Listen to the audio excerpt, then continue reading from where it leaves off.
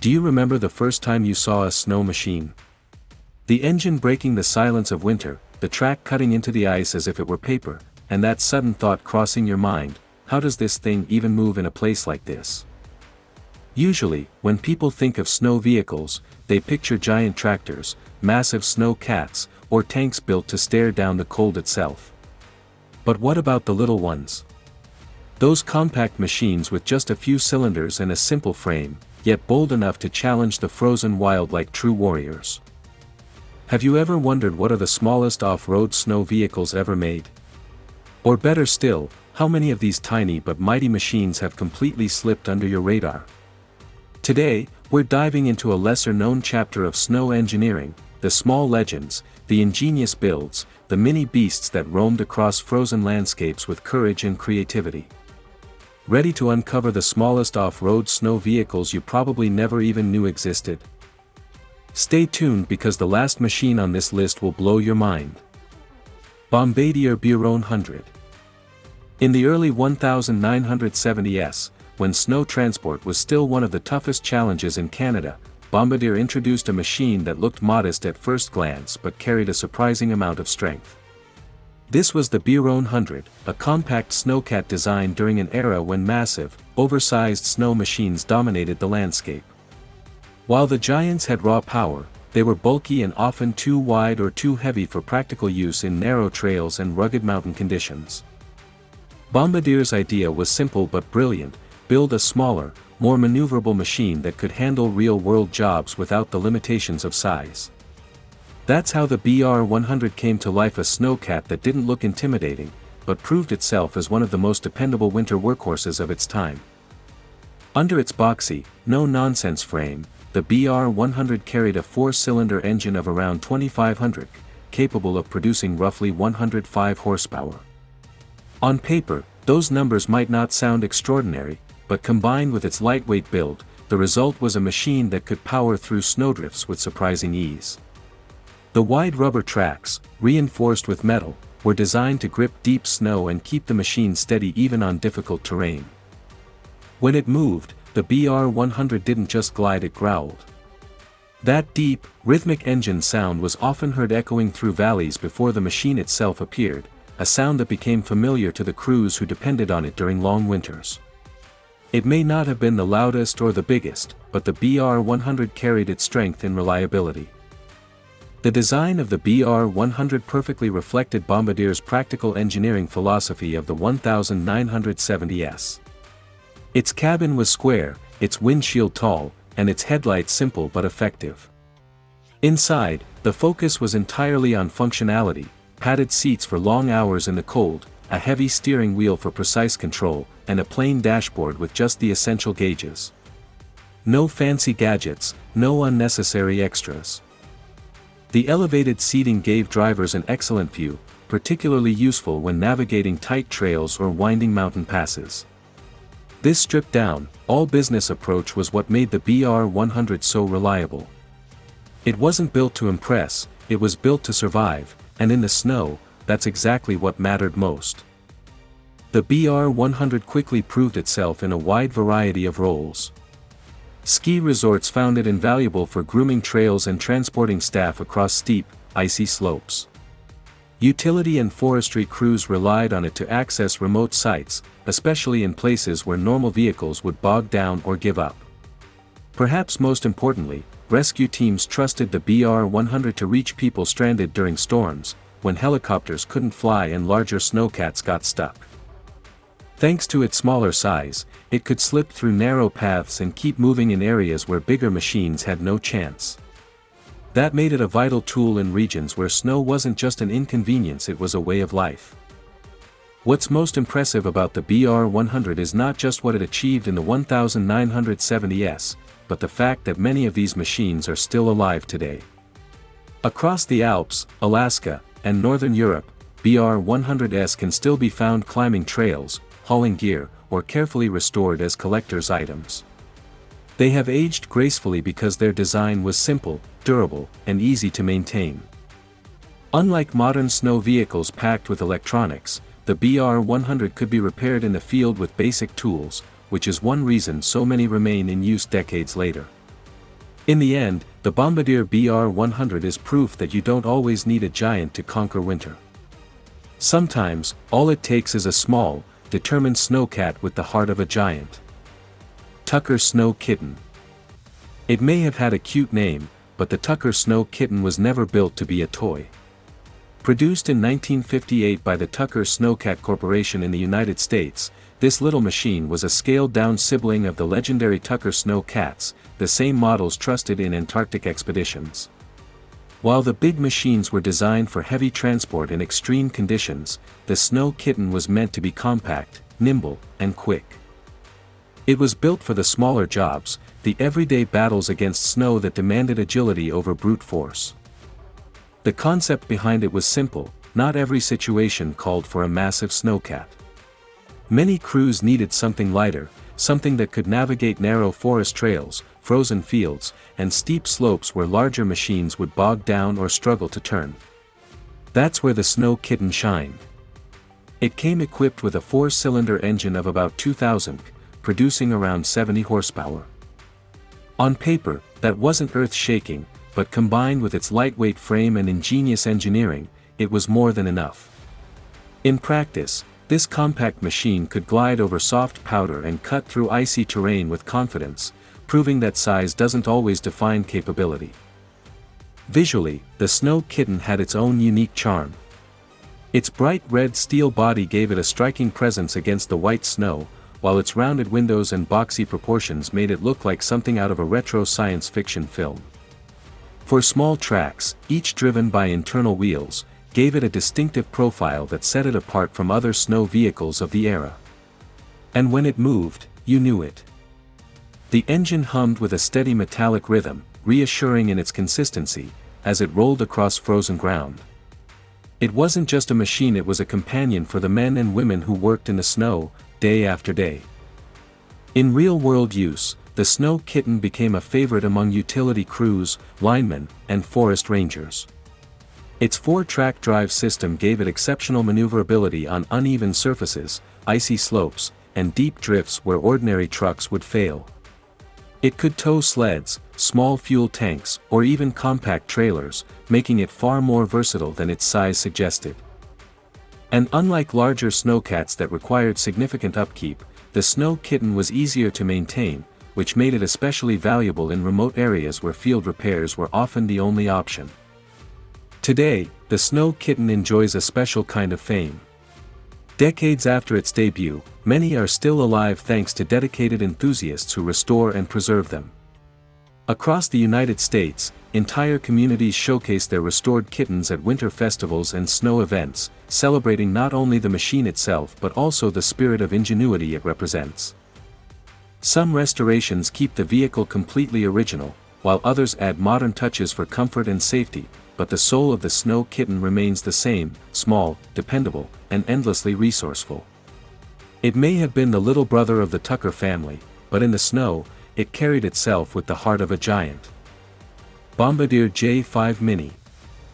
In the unforgiving winters of 1960s Canada, when snow was more than a seasonal inconvenience and often a full-blown obstacle to daily life, Bombardier unveiled a machine that blended toughness with practicality, the J5 Mini.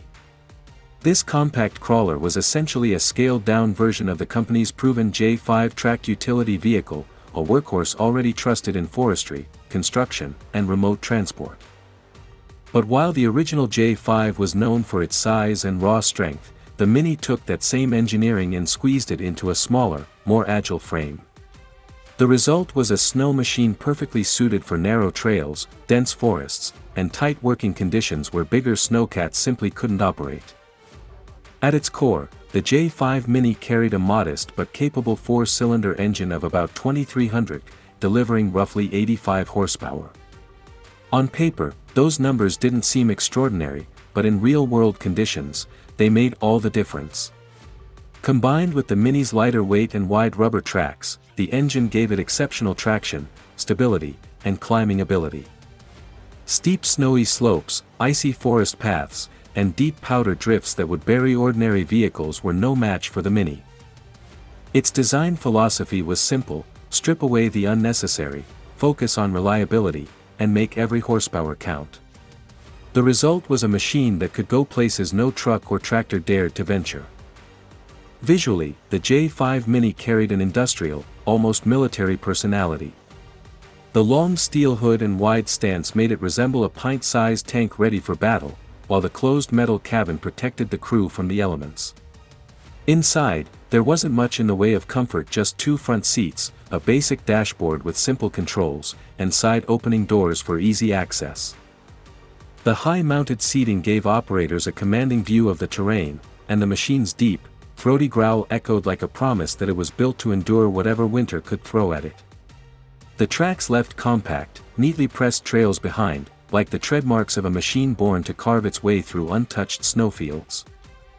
Out in the field, the J5 Mini quickly earned a reputation for being dependable and versatile. Forestry teams relied on it to move tools and crews into remote stands of timber. Utility companies used it to reach down power lines in heavy storms. Rescue teams trusted it to ferry men and equipment across frozen landscapes when every second mattered. Its greatest strength was its balance, small enough to haul by trailer, tough enough to push through serious snow, and simple enough that repairs could be made in the field with basic tools. For communities where winter wasn't just a season but a permanent state of life, the J5 Mini wasn't a luxury, it was survival on tracks. Even decades later, many J5 Minis are still alive and working. Northern Canada, Alaska, and other cold regions remain home to these rugged little crawlers, many of them still in near original condition. Collectors admire their resilience, but plenty of operators still put them to use, proving that Bombardier didn't just build for the decade, they built for generations. The J5 Mini may have been smaller than its big brother, but it carried the heart of a machine 10 times its size. And if you think this compact tank is impressive, wait until you see the Japanese engineering marvel that came next, a crawler designed to bite into snow with a grip that changed winter transport forever. Yanmar AC21 Crawler. In the world of snow machines, some vehicles roar onto the scene with size and power, demanding attention. But others, like the Yanmar AC21 Crawler from Japan, quietly prove that greatness doesn't always come from brute strength. Introduced as a compact agricultural tractor, the AC21 wasn't originally designed to be a snow vehicle at all. Yet over time, it earned a reputation as one of the most capable and reliable winter crawlers in mountain villages across Japan. Farmers, foresters, and rural workers quickly discovered that this little machine could handle steep slopes, icy ground, and heavy snowfall with ease, turning it into a hidden gem of snow engineering. At its heart, the AC21 carried a modest 3-cylinder diesel engine of around 900 cc, producing just 21 horsepower. On paper, that number seems small compared to the massive snowcats or military vehicles of the same era. But horsepower isn't everything. What made the AC21 shine was the way its lightweight frame and wide track spread its weight evenly across the snow. Instead of sinking into drifts, it skimmed across them, climbing slopes and maneuvering through terrain that would leave larger, heavier machines spinning helplessly. Its efficiency came not from size, but from smart design, a lesson in engineering that Japan has always excelled at. From the outside, the AC21 appeared almost minimalist. There was no enclosed cabin, no luxury seating, no complicated electronics. Instead, it offered exposed seating, mechanical levers for control, and small but effective working lights for nighttime use. It was simplicity at its best, practical, reliable, and easy to repair. The low, steady hum of its diesel engine gave it a character of its own, a mechanical heartbeat that meant business. For operators, that simplicity wasn't a drawback. It was a blessing. In the middle of a snowstorm, when equipment needed to be dependable above all else, the AC21 delivered. In practice, this little crawler quickly became a favorite in snowy mountain regions. Farmers used it to clear paths through heavy drifts, haul supplies, and even tow sleds loaded with firewood or equipment. Utility workers adopted it for traveling to remote areas when the roads disappeared under snow. And because it was compact, the AC21 could slip into tight spaces and narrow trails that bigger snow vehicles couldn't reach. Over time, It developed a loyal following of owners who saw it as more than just a tractor. It became a winter lifeline. What made the AC21 even more fascinating was the creativity of its users.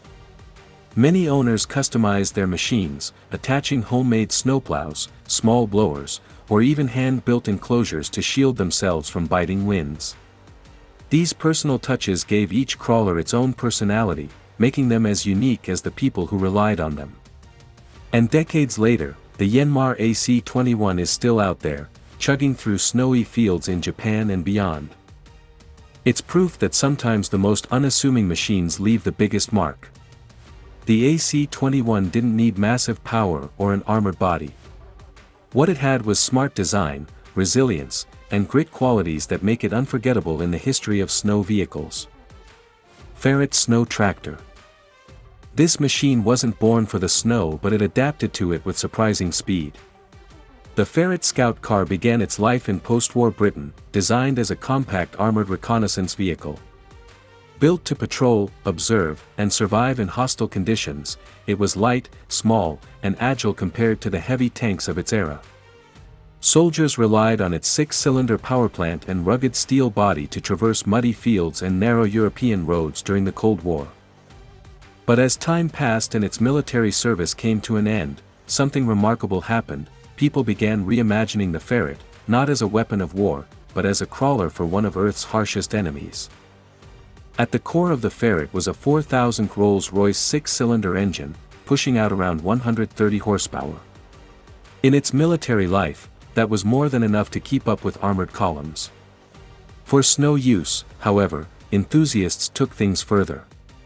The original wheels were often replaced with specialized snow grip tires or even custom-built treads, transforming the Ferret into a machine that looked like it had rolled out of a military sci-fi movie. Its squat frame, steel armor, and hatch-covered roof gave it the silhouette of a miniature tank.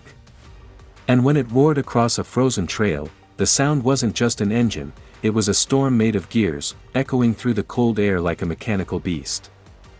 Most of these snow-converted Ferrets didn't serve on battlefields. Instead, they found homes with collectors, restorers, and hobbyists who wanted something truly unique. Still, a few did see genuine use in snow patrols, particularly in the vast, frozen landscapes of northern Canada and parts of Europe. For those who relied on them, the Ferret's compact size and surprising torque made it capable of navigating icy roads and trails that would challenge ordinary vehicles. It wasn't always efficient, but it was memorable. An armored veteran now dressed for winter duty. The real fun came with customization. Owners weren't content to leave the Ferret as it was. Some added camouflage paint that blended into snowy forests, while others installed heated cabins to fend off the bitter cold. A handful even built elaborate track systems, turning the car into something halfway between a snowmobile and a battle tank. Each build carried its own personality, part history, part imagination. No two snow Ferrets were ever quite the same, and that unpredictability became part of their legend. Today, the Ferret Scout car remains one of the most unusual snow conversions ever attempted. It wasn't the most practical machine, and it certainly wasn't cheap to maintain. But it stood for something bigger: creativity, resilience, and the human drive to push machines far beyond their original purpose. From armored patrols in post-war Europe to icy trails in Canada, the Ferret story reminds us that even a war machine can find a second life in peace, roaring through the snow, unforgettable and unstoppable. So, did you picture yourself driving one of these incredible snow machines? Today, we explored some of the smallest yet toughest off-road vehicles ever created.